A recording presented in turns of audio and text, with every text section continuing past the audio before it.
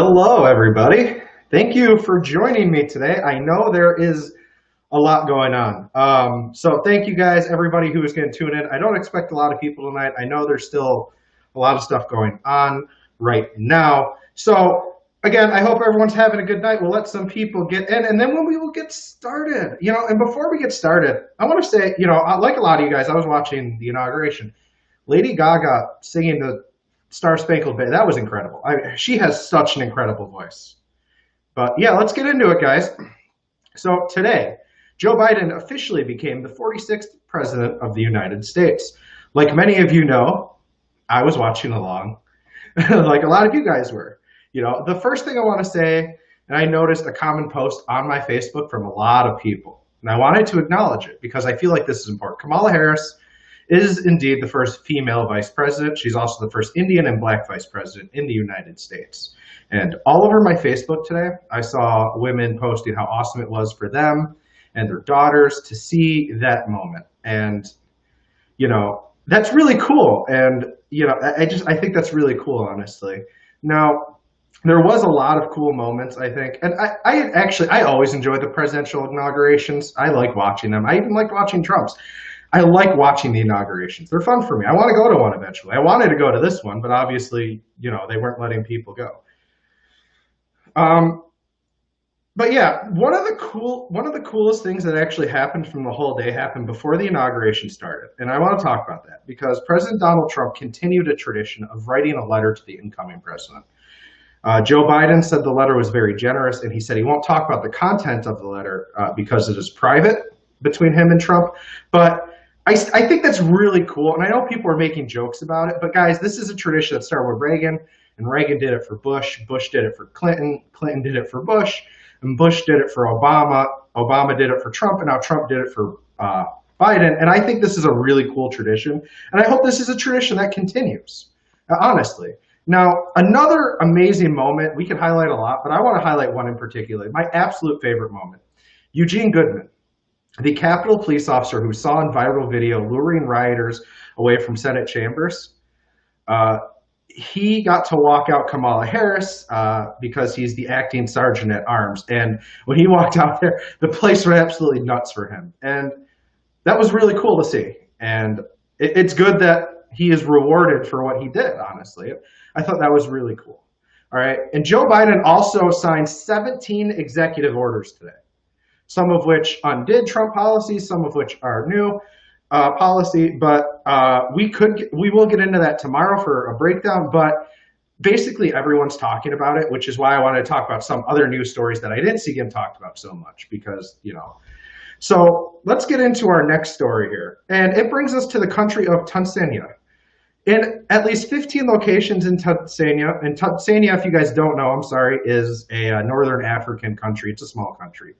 But in at least 15 locations all over Tanzania, protests have erupted in response to the country's declining living conditions, poverty, and endemic unemployment.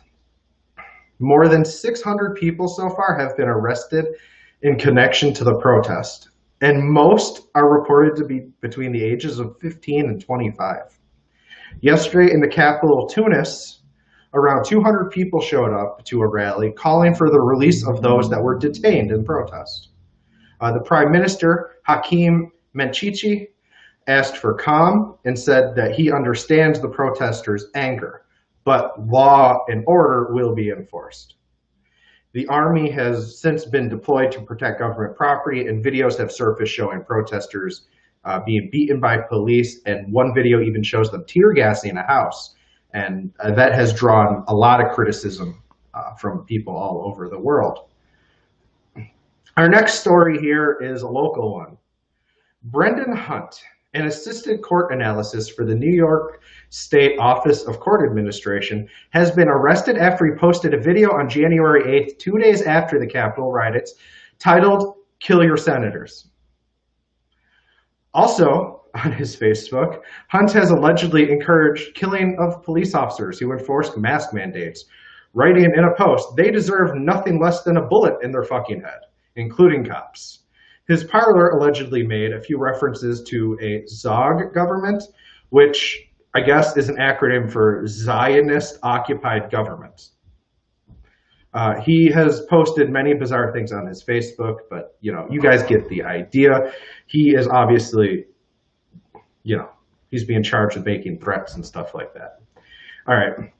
Joe Biggs, an organizer for the Proud Boys, was arrested today in Florida. Today, he is accused to be among the first to enter through a door that was opened by breaking a window using an officer's riot shield. Biggs admitted to being in the building, but denied using any force. Biggs' charges include obstructing, influencing, or impeding official proceeding, knowingly entering a restricted building without lawful authority, and willing and knowingly engaging in disorderly conduct to impede Congress. So we got one more for you guys, and it's actually a video, and I want to show you guys this. It's a video that has been getting some attention, and I want to talk about it. All right, so this video is, you guys will see. It was taken on January 17th here, approaching Zurich Airport, it says. All right, apparently 7:50 a.m., according to this person that posted the video, Singapore Airlines. And this is really weird. And, I'm not saying there's anything to it.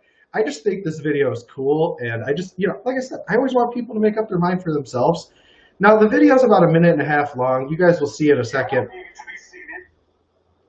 Place your feet flat on the floor, cross your wrists, and hold on to the seat back in front of you.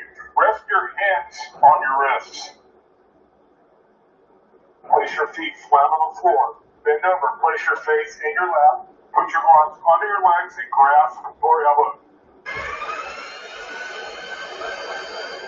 Brace.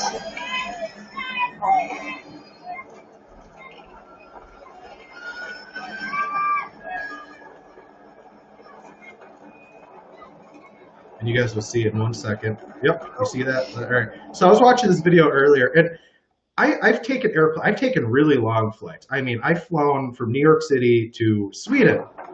And I'm telling you, I've never been instructed to put my head down and cross my wrist and my feet under my chair. I've never been instructed to do all the stuff they were instructed to do. So I thought this was interesting. And again, I'm not saying there's anything to it. There's probably not. I don't know. But it is cool to think about. I don't know, guys. I hope you guys have a great day. I know there wasn't, I didn't get into a lot of detail with a lot of stuff, but, you guys have a great day. As always, go Bills.